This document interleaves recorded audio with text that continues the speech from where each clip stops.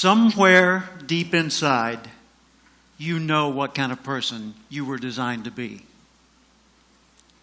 If you want to produce great acorns, think like an oak, not like an acorn.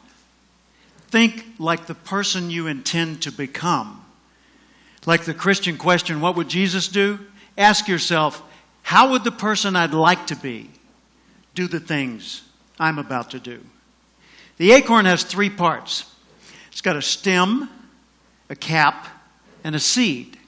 And the stem represents its connection to the past. All the acorns, all the oaks that have ever existed in its line before are encoded in that transfer through that stem, the legacy into this acorn. The cap holds onto the seed until the seed's ready to grow on its own. So the cap represents your coaches, your mentors, your role models, your guides, your parents, your friends, your teachers. And when you're ready to grow on your own, the seed of that acorn holds not only your potential, but the potential of every future generation of acorns that will spring from that line. So let me ask a question. What kind of seed is in you? See, I believe part of our responsibility in life is to find out who we are, to discover ourselves. First off, we need to respect our nature. We need to realize we are part of a continuing chain that carries a legacy and a responsibility.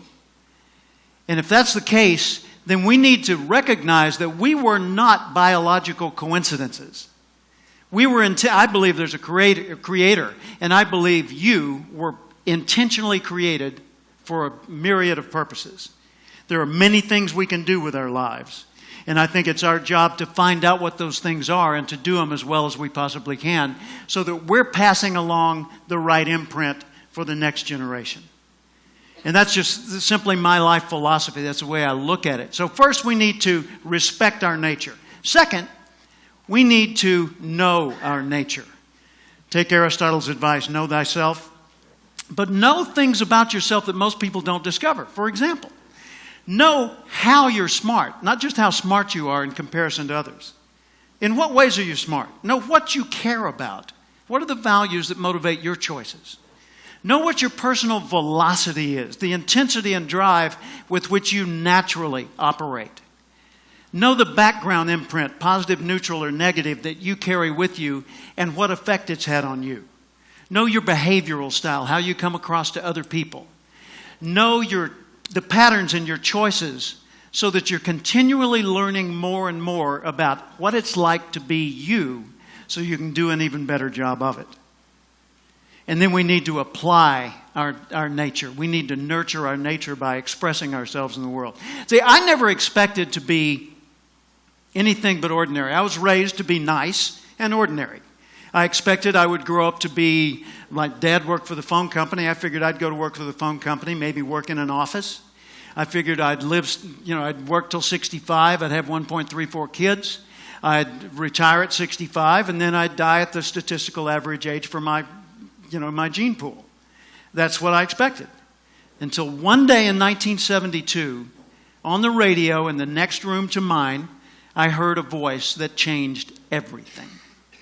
I was working for the Little Rock Housing Authority, Little Rock, Arkansas, Urban Renewal Agency. I was a government clerk making $525 a month. I weighed 200 pounds. This is 148. I smoked 2 packs of cigarettes a day. I had never set a goal in my life. I didn't have a college degree and no money in the bank. I was newly married with a new baby at home, and I didn't expect much from life. And in the next room, I heard the voice of Earl Nightingale, known at the time as the Dean of Personal Motivation. He was on 900 radio stations around the world, and what he said that day will forever resonate with me. He said, if you will spend 1 extra hour each day studying your chosen field, you'll be a national expert in that field in 5 years or less. That hit me like a tornado. It rearranged everything in my life. I started doing the math. An hour extra a day, so let's say 5 days a week, 50 weeks a year, that's 1,250 hours over 5 years. If I spent, just ordinary me, 1,250 hours studying one subject, I could actually be a national expert. What do I want to be an expert at? Well, it's not urban renewal. And then it occurred to me a few weeks later, I want to do what the guy on the radio is doing. But I had no idea what that was. I just knew it felt right to get into the field of human development. I thought, well, let's see, an hour a day. I'm a government clerk. I've got 8 hours a day. I could do this by Thursday. And then I started thinking about what he had said, and I took him seriously, an hour a day. I focused, I thought I was kind of behind the game, so I needed 2 hours and 3 and 4 and 5. So I overcompensated, and I became fanatical about the field of human development. And in that 5-year period, I went from being a government clerk with very little aspiration to being a full-time speaker and trainer. In 2 years, that was 1972. In 1974, I started buying Earl Nightingale's training materials and selling them to businesses. By 1984, his company was selling my training materials worldwide. They sold $3.5 million worth of one of my first audio albums in the first 2 years it was out. I was blown away. His formula works, and I've seen it work for hundreds and even thousands of people in the many, many years since that time that I've been sharing that message. Think about that. If you were to focus you here, TED audience, if you were to focus a half an hour a day, extra, just beyond the TED Talk that you always watch, right? Every day. Okay, beyond that, if you were to focus half an hour of study on one field of endeavor for 5 consecutive years, you'd not only transform you'd transform the world around you. And we collectively would transform the world as we know it today. You and I were born with the gift to make this a better place. Even if we didn't improve, we could make the world better right now. We could encourage people, compliment people.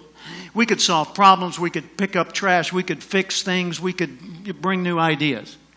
But as you grow, you become a bigger source for the rest of life to express itself through you. You were put here for a reason. It's contained in that acorn. So nurture your nature. Figure out, first off, I am valuable. Accept that. I want to know who I am, and I want to know how I operate and how can I understand me better.